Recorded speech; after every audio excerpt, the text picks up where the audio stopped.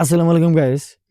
এখন বাজে 6টা। এই যে 6টার সময় আমরা বাড়াইছি গাড়ি নিয়ে, ঠিক আছে। আর পুরা কুয়াশা সাইড দিয়ে, সেই মানে উস পড়ছে আজকে, এত ঠান্ডা পড়ছে কি কম গাইস।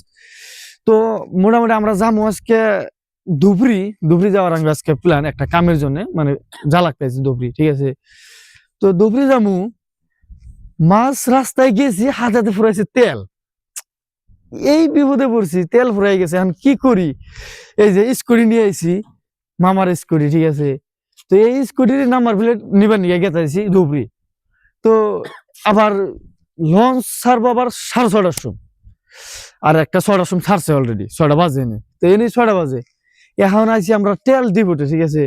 কিন্তু পুরা ঘুরলাম, আড়াই নিয়ে এলাম, তেল ডিপোতে আসছি। এখন তেল ডিপোর নাই, মানুষ নাই। কে এখন 6টা বাজে গেছে, এই ভিতরে তেল ডিপোর মধ্যে মানুষ আহে না।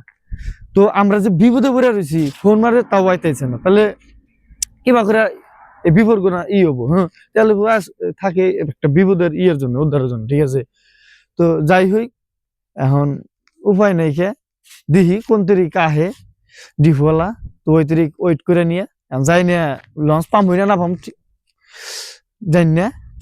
তো এখন না পাইলি বিকেলের ডে যা লাগবো, তা বিকেলে গেলেও কাম না হবো না আমার, যাই না। তো খুবই অসহায়ের মধ্যে পড়ে রয়েছি। তো দেখেন, আর পুরা ঠান্ডা, প্রচুর ওষ পড়ছে, ঠিক আছে। সাইডে পুরা ওষ। তো যাই হোক, ভালো থাকেন। আসসালামু আলাইকুম।